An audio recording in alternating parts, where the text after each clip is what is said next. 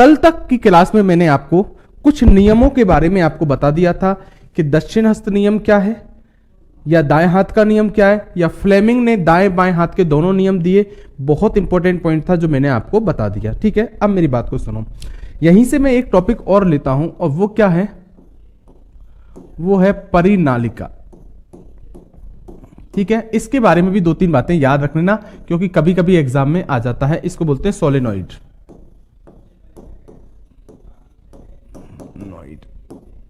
ठीक दोस्त, अब मेरी बात को सुनो।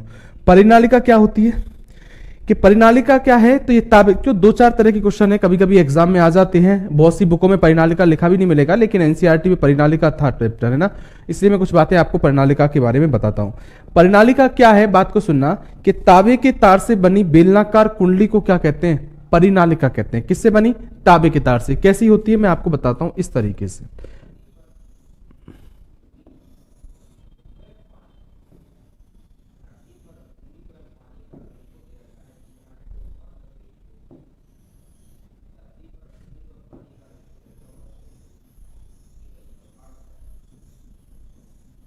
इस तरीके से।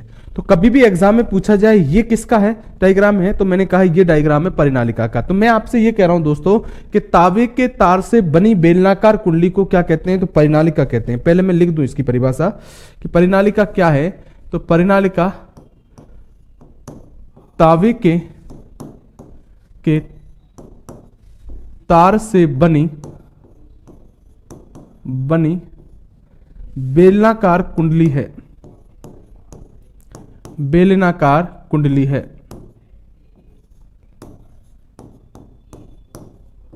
कुंडली है, तो ठीक है। तो कभी भी पूछा जाए कि तांबे के तार से बनी बेलनाकार कुंडली, ठीक है, तो तांबे के तार से बनी क्या है, बेलनाकार कुंडली को क्या कहते हैं, तो आप बोलोगे इस कुंडली को हम कहते हैं परिनालिका। क्लियर है भाई बात, ये आप सबको बात समझ में आ रही होगी। फिर आप कहोगे सर इस परिनालिका के बारे में काम की बात सुनना। आप इस परिनालिका के बारे में एक बात समझ लेना, तुमसे कभी भी पूछा जाए, मेरे क्वेश्चंस बता रहा हूं एग्जाम में आपसे पूछे जाएंगे, कि कभी भी पूछा जाए इस परिनालिका में क्या होता है, जब विद्युत धारा प्रवाहित, अगर मैं बात करूं विद्युत धारा, इसको किस बैटरी से जोड़ दिया, ये जोड़ दिया। क्लियर। और अगर मैं बात करूं तो इसमें एक चुंबकीय क्षेत्र उत्पन्न हो जाता है। क्या उत्पन्न होता है, चुंबकीय क्षेत्र। कैसे उत्पन्न होता है, इस तरीके से।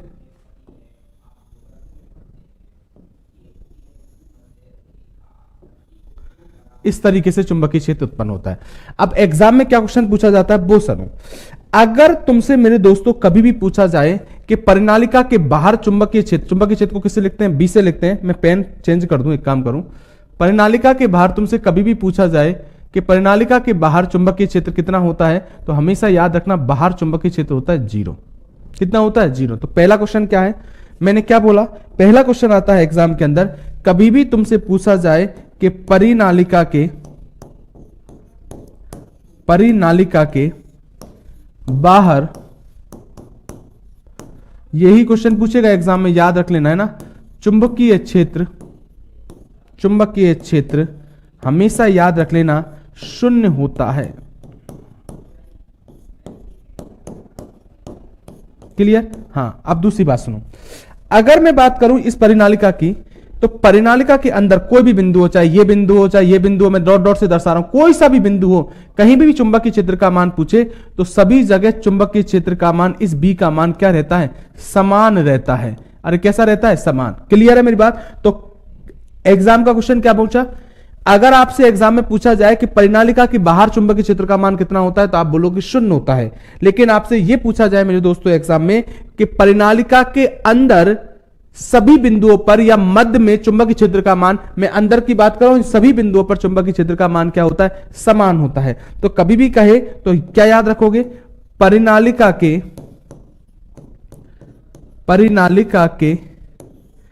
के अंदर सभी बिंदुओं पर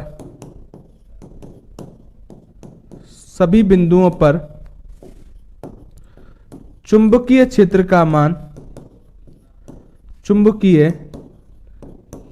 का मान समान होता है। ठीक है, सभी बिंदुओं पर चुंबकीय क्षेत्र का मान क्या होता है? समान। वैसे मैं आपको बता दूं, अगर आप मान कहो क्या होता है मान, तो मैं आपको बता दूं। देखो मान क्या होता है? मान होता है B बराबर म्यू जीरो एन आई होता है। ये फॉर्मूला होता है सभी जगह चुंबकीय क्षेत्र का। लेकिन मैं अब आपको एक बात बताता हूं दोस्तों, मैं हमेशा एक बात कहता हूं, चीजें वही याद करनी जो काम की है। ये फॉर्मूला कभी नहीं पूछा जाएगा आपसे, इससे कोई लेना देना नहीं है। क्वेश्चन क्या बनेगा? क्वेश्चन इतना ही बनेगा तुमसे, कभी भी पूछ सकता है कि परिनालिका के बाहर चुंबकीय क्षेत्र का मान कितना होता है, तो आप बोलोगे 0 होता है। अगर आपसे पूछे कि परिनालिका के अंदर चुंबकीय क्षेत्र का मान क्या होता है, तो सभी बिंदुओं पर चुंबकीय क्षेत्र का मान क्या होता है? समान। अब देखो पटवारी के एग्जाम में यह क्वेश्चन पूछा गया था कि परिनालिका के अंदर सभी बिंदुओं पर चुंबकीय क्षेत्र का मान समान होता है, ऐसा क्या कारण है? और मैंने आपसे ये बात पहले ही कह दी थी दोस्तों, ये बात याद रखना, अगर चुंबकीय क्षेत्र का मान सभी बिंदुओं पर समान आ रहा है तो इसका मतलब समझ लेना कि चुंबकीय बल रेखाएं एक दूसरे के समांतर हैं। एक दूसरे के क्या है? समांतर। तो इस लाइन को मैं पूरा कर दूं कि परिनालिका के अंदर सभी बिंदुओं पर चुंबकीय क्षेत्र का मान समान होता है, क्योंकि चुंबकीय बल रेखाएं क्या होती है? समांतर।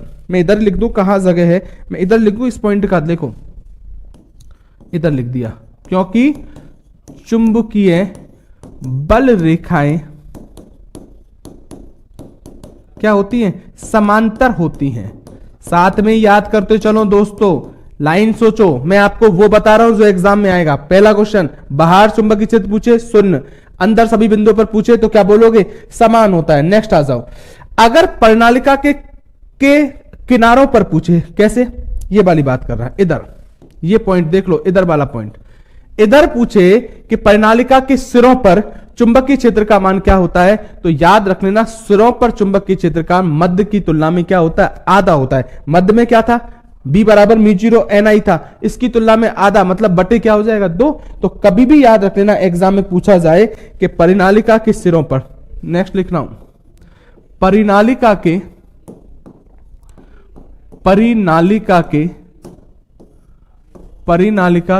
सिरों पर चुंबकीय क्षेत्र का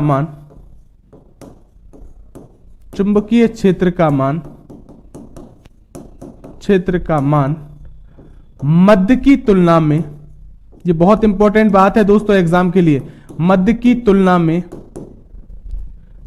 तुलना में आधा होता है।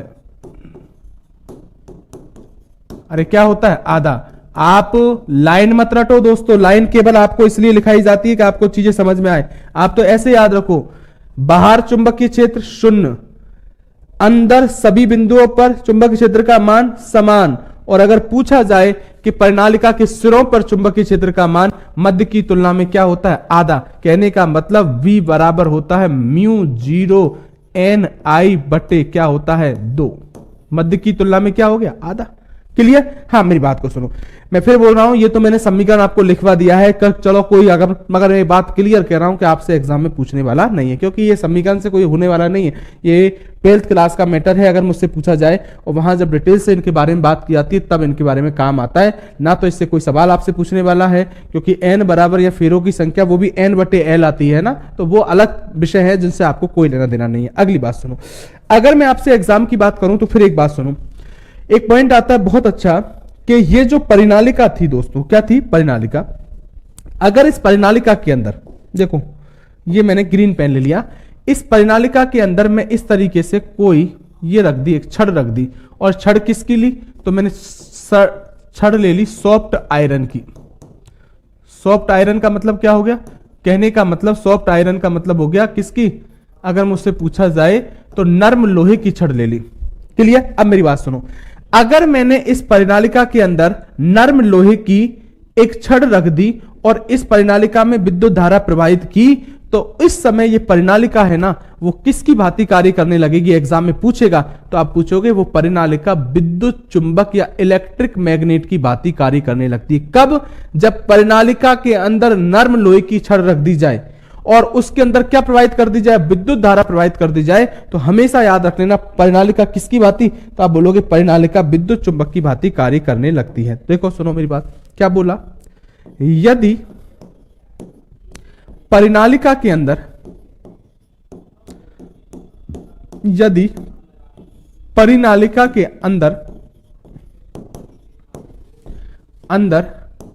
नर्म लोहे की नर्म लोहा मतलब सॉफ्ट आयरन, नर्म लोहे की छड़ रख दी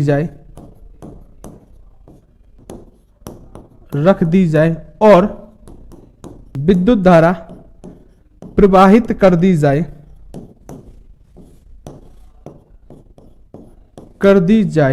तो परिनालिका विद्युत चुंबक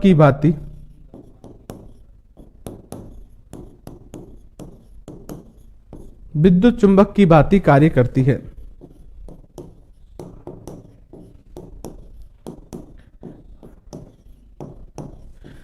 तो परिनालिका विद्युत चुंबक की भांति, बात को सुनना, कब, इधर देख लो, नर्म लोहे की छड़ रख दी जाए तो किसकी भांति, इलेक्ट्रिक मैग्नेट या विद्युत चुंबक की भांति कार्य करने आती है। एग्जाम में इस तरीके से पूछेगा कि अगर परिनालिका के अंदर नर्म लोहे की छड़ रख दी जाए और उसमें विद्युत धारा प्रवाहित कर दी जाए तो आपसे पूछा जाए कि परिनालिका किसकी भांति कार्य करने जाती है, तो आप बोलोगे विद्युत चुंबक की। एक और बात सुनना, अगर एग्जाम में पूछा जाए ये जो विद्युत चुंबक है, कभी कभी एग्जाम में ऐसे पूछेगा इस विद्युत चुंबक का उपयोग किसमें किया जाता है, तो यह भी याद रख लेना इसका जो उपयोग होता है ये विद्युत क्रेन में होता है। अरे क्रेन देखिए आपने, बिल्कुल सबको पता होगा, उसके अंदर विद्युत चुंबक की होती है जो सामान को, अगर मैं बात करूं गाड़ी वगैरह उठाने के लिए आती है, ठीक है, विद्युत क्रेन। और मैं बात करूं तो आप सुनना, शरीर के आंतरिक अंगों से लोहे की वस्तु निकालने में अगर कोई लोहे की वस्तु चली गई अंदर तो उसको निकालने में भी किसका उपयोग किया जाता है, तो आप बोलोगे विद्युत चुंबक का उपयोग किया जाता है। तो मैंने दो बातें लिख रही हैं, एक विद्युत क्रेन में किया जाता है, दूसरा शरीर के आंतरिक अंगों में से किसी लोहे की वस्तु को निकालने में भी किस चुंबक का उपयोग किया जाता है, तो आप बोलोगे विद्युत चुंबक का उपयोग किया जाता है। तो मैंने आपको कुछ 4-5 बातें ऐसी बताई जो आपको कम से कम इस परिनालिका के बारे में भी इतना पता होना चाहिए। दोस्तों क्लियर है मेरी बात? अब मेरी बात को फिर सुनो, नेक्स्ट सुनो। इस परिनालिका के बाद अगर मैं बात करूं दोस्तों तो एक टॉपिक और आता है, वो कौन सा आता है वो सुन लेना आप, वो है सबसे इंपॉर्टेंट, बहुत पूछा जाएगा और बार बार बहुत सीधी चीज पूछता है, लेकिन आप उसको ये पता नहीं करते हो कि आपसे क्या पूछेगा, है ना, चुंबकीय प्रेरण। ठीक है, मैं 5 या 7 पॉइंट बताऊंगा, ठीक है, ये भी याद रखना, मैं बार बार कहता हूं 5 याद कर लेना 4, लेकिन समझना थोड़ा सा क्या मतलब होता है कि जब किसी कुंडली के, अगर मैं बात करूं, अगर मैं बात करूं चुंबक के 2 ध्रुवों के मध्य एक कुंडली को रखा जाता है और उसमें क्या प्रवाहित की जाती है, विद्युत धारा, क्या की जाती है, विद्युत धारा प्रवाहित की जाती है या कुंडन कराया जाता है। रुक जाओ मैं एक बार डायग्राम बनाऊं फिर आपको कुछ समझ में आएगा, मेरा ही दिमाग काम करना छोड़ गया, रुक जाओ।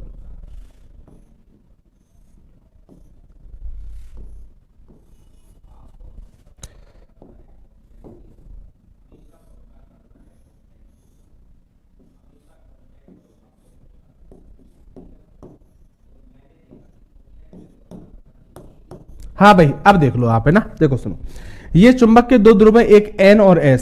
आपको ध्यान हो तो ये बात मैं पहले भी बता चुका हूं कि इसमें N से S की ओर क्या चलते हैं, चुंबकीय बल रेखा चलती है कि चलती है, बिल्कुल चलती है। ये बीच में क्या है, कुंडली रखी है या आर्मेचर रखा है, ठीक है ना। अब सुन लो, जब कोई कुंडली चुंबकीय क्षेत्र के मध्य घूर्णन करती है, बात को सुनना, जब कोई कुंडली चुंबकीय क्षेत्र के मध्य, ये कुंडली है और ये 2 चुंबकीय क्षेत्र है, इनके मध्य क्या कर रही है, घूर्णन, इस तरीके से रोटेट हो रही है, तो चुंबकीय बल रेखाओं के मान में परिवर्तन होता है। रुकना पहले, चुंबकीय बल रेखाओं के मान में क्या होता है, परिवर्तन होगा कि नहीं होगा, होगा भाई, क्यों कि जब ये कुंडली घूर्णन करेगी तो ऐसे आएगी, देखो आप सुनो, एक बार चुंबकीय क्षेत्र के मध्य घूर्णन करती है तो चुंबकीय बल रेखाओं के मान में परिवर्तन होता है, जिससे चुंबकीय फ्लक्स में परिवर्तन होता है, बिल्कुल होगा, क्योंकि एकांक पृष्ठ से गुजरने वाली चुंबकीय बल रेखाओं की संख्या को ही तो क्या बोला था, फ्लक्स बोला था। तो फिर बात को सुनो कि जब कोई कुंडली चुंबकीय क्षेत्र के मध्य घूर्णन करती है तो चुंबकीय बल रेखाओं के मान में परिवर्तन होता है, जिससे चुंबकीय फ्लक्स का मान परिवर्तन होता है और क्या, प्रेरित विद्युत धारा व प्रेरित विद्युत वाहक बल प्राप्त होता है। इसे क्या कहते हैं, तो आप कहोगे इसे चुंबकीय प्रेरण कहते हैं। बिल्कुल बात को समझो, ये एक तरह से चुंबकीय प्रेरण का बात है। आप जनरेटर से समझो, जनरेटर में जब आप कुंडली को घुमाते हो तब आपको धारा प्राप्त होती है, और धारा तब प्राप्त होगी, ये आपको पता है। अगर किसी चीज से धारा प्राप्त हो रहा है तो इसका मतलब वहां क्या है, वोल्टेज भी है। क्या प्राप्त हो रहा है, वोल्टेज, क्योंकि वोल्टेज के द्वारा ही तो धारा को क्या किया जाएगा, प्रवाहित किया जाएगा। मेरी बात को सुनना, क्या बोला मैंने, बहुत अच्छी तरह सुनना इसकी परिभाषा। कि मैंने कहा जब कोई कुंडली, लाइन मैं लिखते जा रहा हूं, आप एक बात को समझो। जब कोई कुंडली चुंबकीय क्षेत्र के मध्य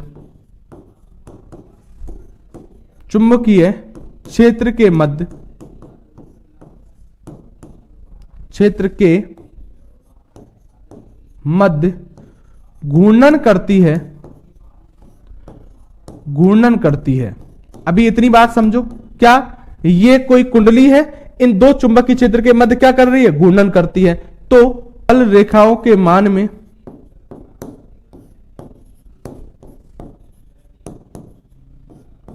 में परिवर्तन होता है,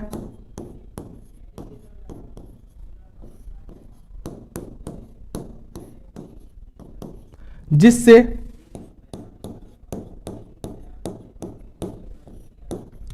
चुंबकीय फ्लक्स परिवर्तित होता है। बिल्कुल होगा, चुंबकीय फ्लक्स परिवर्तित होता है।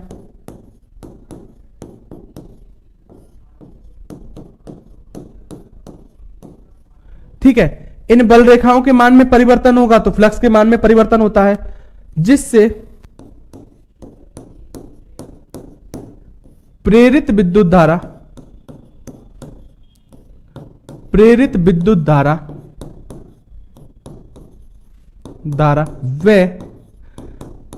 विद्युत वाहक बल, यह भी उत्पन्न किया गया है। प्रेरित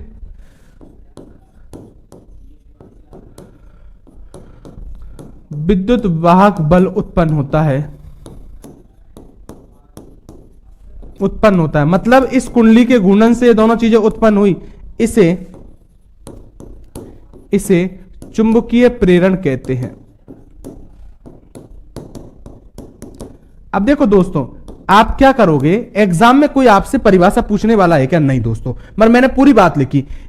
हमेशा एक बात सुनो, ये जो तरीका है ना कि नोट्स को अधूरा बनाया जाता है, ये बहुत खराब तरीका है मुझसे पूछा जाए। और वो तरीका इसीलिए अगर मुझसे पूछा जाए जो चीजें आपको समझ में नहीं आए। कैसे, आज मैंने जो लाइन बोली आज तो आपको समझ में आ गई, लेकिन वो एग्जाम तक टिकेगी कोई जरूरी नहीं है। आपके पास जब लाइन पूरी लिखी होगी ना तो इससे सुविधा क्या होगा, आपको यह समझ में आएगा कि इसका मतलब क्या होता है। अब देखो, मैं कब कह रहा हूं आपको लाइन रटना है, आपको रटना नहीं है, आपको तो ये देखना है ये कुंडली घूर्णन की तो फ्लक्स में, आप तो बल रेखाओं में परिवर्तन हो रहा है तो फ्लक्स में भी होगा। तो आप तो याद रखना चुंबकीय प्रेरण क्या होता है, जब चुंबक के दो ध्रुवों के मध्य कोई कुंडली घूर्णन करती है तो फ्लक्स में परिवर्तन होता है, जिससे प्रेरित विद्युत धारा व प्रेरित विद्युत वाहक बल प्राप्त होता है। इसे चुंबकीय प्रेरण कहते हैं। बताओ क्या दिक्कत है, लेकिन बात समझ में तो आनी चाहिए ना। आपने क्या किया, मैंने फिर बोला, कुंडली ने घूर्णन किया ध्रुवों के मध्य तो फ्लक्स में परिवर्तन हुआ, जिससे प्रेरित विद्युत धारा या प्रेरित विद्युत वाहक बल उत्पन्न हुआ। इसे क्या कहते हैं, चुंबकीय प्रेरण। यही फिजिक्स है भाई दोस्तों। पहले चीज को समझो, फिर अपने हिसाब से परिभाषा को याद करने की कोशिश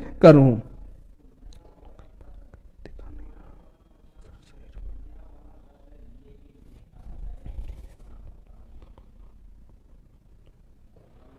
ठीक है ना, अब मेरी बात को सुन लो।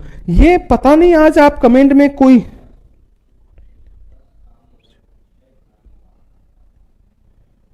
बफरिंग हो रही है क्या, एक सेकंड, बफरिंग हो रही है बार बार सर। चलो मैं देखता हूं यार, हाँ मैं रिपीट कर देता हूं, है ना, एक बार रिपीट कर देता हूं, बफरिंग हो रही है। ठीक है, मैंने कहा, मैंने आपको जो बताया है वो है चुंबकीय प्रेरण। क्या मतलब होता है, मैंने कहा कि जब कोई कुंडली, ये कुंडली दिख रही है और ये चुंबक के दो ध्रुव हैं एन और एस, ये क्या चल रही है, बल रेखा है। तो मैं ये कह रहा हूं कि जब कोई कुंडली चुंबकीय क्षेत्र के मध्य घूर्णन करती है तो चुंबकीय बल रेखाओं के मान में परिवर्तन होता है। अगर ये कुंडली घूर्णन करेगी तो इन बल रेखाओं को बार बार क्या करेगी, काटेगी, और काटेगी तो चुंबकीय बल रेखाओं के मान में क्या होगा, परिवर्तन। और हमेशा याद रख लेना, अगर चुंबकीय बल रेखाओं के मान में परिवर्तन होता है तो चुंबकीय फ्लक्स में भी परिवर्तन होता है। और उस स्थिति में क्या, उस स्थिति में ध्यान रख लेना प्रेरित विद्युत धारा, ये देख लो, वह प्रेरित विद्युत वाहक बल इधर लिख रखा है, प्रेरित विद्युत वाहक बल प्राप्त होता है और इसे क्या कहते हैं? चुंबकीय प्रेरण। मैं दोस्त ये कह रहा था, अब बात को समझ लेना।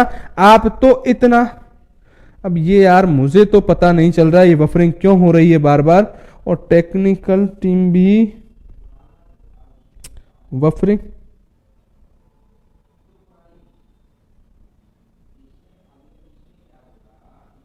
हाँ दोस्तों चलो अब तो चालू हो गई सर। चलो कोशिश करते हैं दोस्तों, अभी बीच में गड़बड़ कुछ ना कुछ कारण से हो रही है, तो चलो जितना भी आ रहा है वो कोशिश करो आप भी, है ना। तो मैंने कहा कि अगर कुंडल, आप तो इतना याद रखो कि ये कुंडली घूर्णन करती है तो बल रेखाओं के मान में या फ्लक्स में परिवर्तन होता है, जिससे प्रेरित विद्युत धारा या प्रेरित विद्युत वाहक बल प्राप्त होता है। इसे क्या कहते हैं? तो इसे चुंबकीय प्रेरण कहते हैं। अगला क्वेश्चन आता है, आप सबको इस बात का पता है, बहुत बार सुना होगा, बहुत बार प्रेरण के बारे में कभी भी पूछा जाए कि सर्वप्रथम किस वैज्ञानिक ने बताया? चुंबकीय प्रेरण के बारे में सर्वप्रथम फैराडे नामक वैज्ञानिक ने बताया। वैज्ञानिक ने समझाया। क्लियर? एग्जाम में आप सबको पता है, बहुत बार पूछा गया क्वेश्चन है कि चुंबकीय प्रेरण के बारे में सर्वप्रथम किस वैज्ञानिक ने समझाया? तो आप बोलोगे फैराडे नामक वैज्ञानिक ने समझाया। क्लियर है दोस्तों? अगली बात सुनो। अगला है क्या समझाया? तो इस फैराडे ने क्या दिए? नियम दिए। तो मैं लिख रहा हूं फैराडे के नियम। फैराडे के नियम कौन कौन से नियम दिए? प्रथम नियम सुनना, फर्स्ट, पहला नियम। एग्जाम में यही क्वेश्चन पूछेगा, ध्यान रख लेना। प्रथम नियम क्या था? फैराडे का प्रथम नियम वही नियम था जो मैंने दोस्तों अभी इसकी परिभाषा बोली थी। फैराडे का प्रथम नियम यही था कि जब कोई कुंडली चुंबकीय क्षेत्र के मध्य घूर्णन करती है तो चुंबकीय बल रेखाओं के मान में परिवर्तन होने के कारण फ्लक्स परिवर्तित होता है, जिससे प्रेरित विद्युत धारा या प्रेरित विद्युत वाहक बल प्राप्त होता है। इसे चुंबकीय प्रेरण कहते हैं। और यह फैराडे का कौन सा नियम था? इस नियम से प्रेरित विद्युत वाहक बल की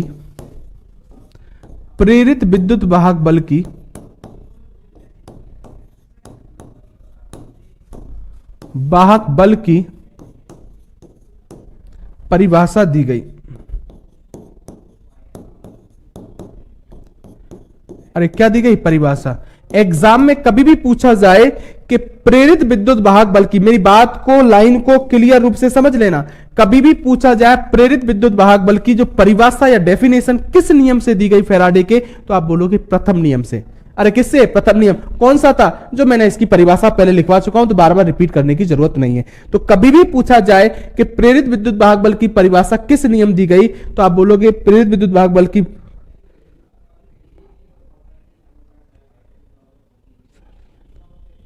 सर हर 10 से 15 सेकंड में बफरिंग हो रही है, कुछ समझ में नहीं आ रहा है, आधी अधूरी बात सुन पा रहे हैं सर, चेक करवाओ। चलो मैं करता हूं, देखो दोस्तों कुछ ना कुछ अगर होता है तो मैं करवाता हूं। 1 सेकंड रुको, है ना, एक बार देखता हूं, मैं कोई बुलाता हूं टेक्निकल टीम से।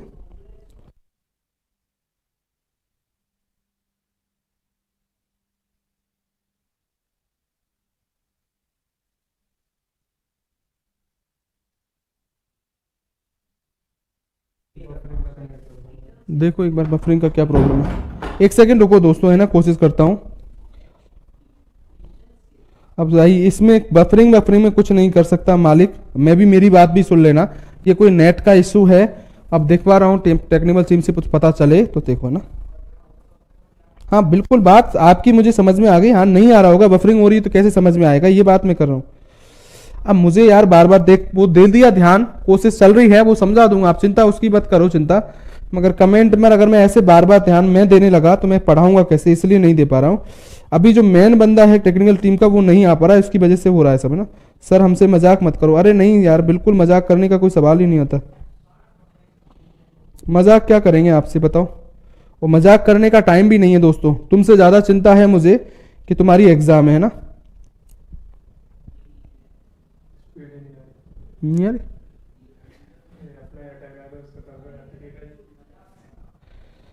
नेट की स्पीड नहीं आ रही किसी कारण से दोस्तों, इसलिए से।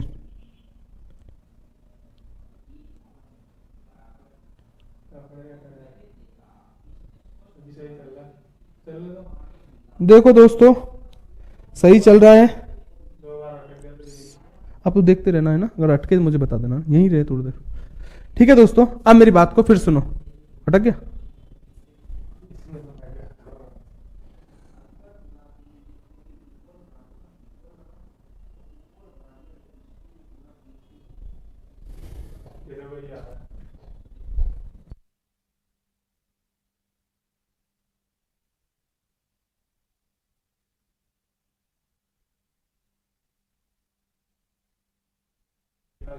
मुझे बता, अब चालू है क्या? नहीं चल रहा?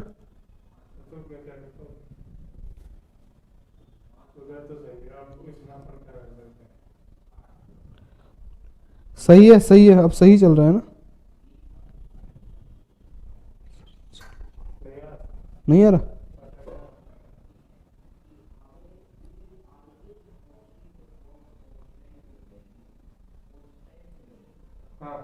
हाँ हाँ दोस्तों, देखो एक बार मैं फिर दोबारा रिपीट कर दूं। मैं ये कह रहा था एग्जाम के लिए आपसे पूछा जाए कि चुंबक, यहीं रहे थोड़ी देर, कि आपसे अगर एग्जाम में पूछा जाए कि चुंबकीय प्रेरण के बारे में, चुंबकीय प्रेरण के बारे में या मैग्नेटिक इंडक्शन के बारे में सर्वप्रथम किस वैज्ञानिक ने समझाया, तो आप बोलोगे फैराडे ने। आपने सबने सुना होगा, आपने सबने सुना होगा कि फैराडे ने चुंबकीय प्रेरण से संबंधित दो नियम दिए। कितने नियम दिए? दो। एक था फैराडे का कौन सा नियम? प्रथम नियम। ये क्या कह रहा था? ये नियम ये कह रहा था, जो मैंने अभी आपको एक्चुअल में किस नियम से प्राप्त हुई थी, वो प्रथम नियम से प्राप्त हुई थी। इसलिए मैंने आपसे एग्जाम में कहेगा कि प्रेरित विद्युत वाहक बल की, मैं 4 या 5 क्वेश्चन बोल रहा हूं दोस्तों, उन्हीं को याद कर लेना, उससे बाहर नहीं पूछेगा दोस्तों। कभी भी तुमसे पूछा जाए कि प्रेरित विद्युत वाहक बल की परिभाषा किस नियम से दी गई, तो आप बोलोगे फैराडे के प्रथम नियम से। ये कोई सीधे टॉपिक नहीं है दोस्तों, और इतनी जल्दी से समझ में भी नहीं आने। लेकिन क्या होता है, आपका काम क्या होता है? बफरिंग।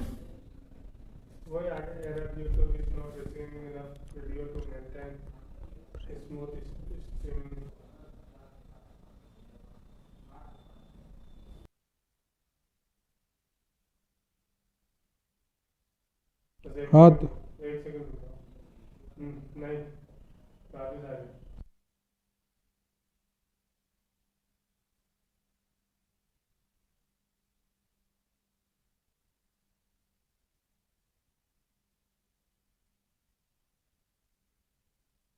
जी सर, नेट की प्रॉब्लम है दोस्तों, इसमें टेक्निकल टीम भी आज कुछ भी नहीं कर पा रही है, वो भी क्या करे।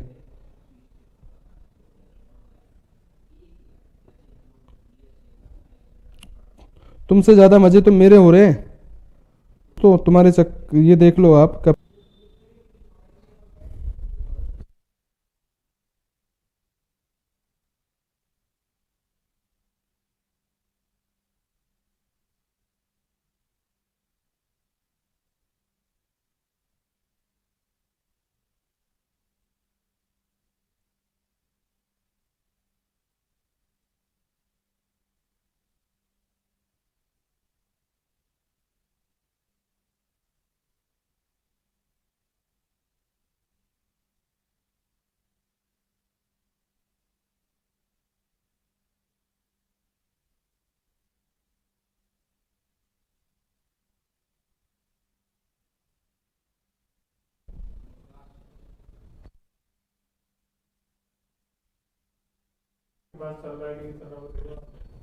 नहीं रुक रहा है,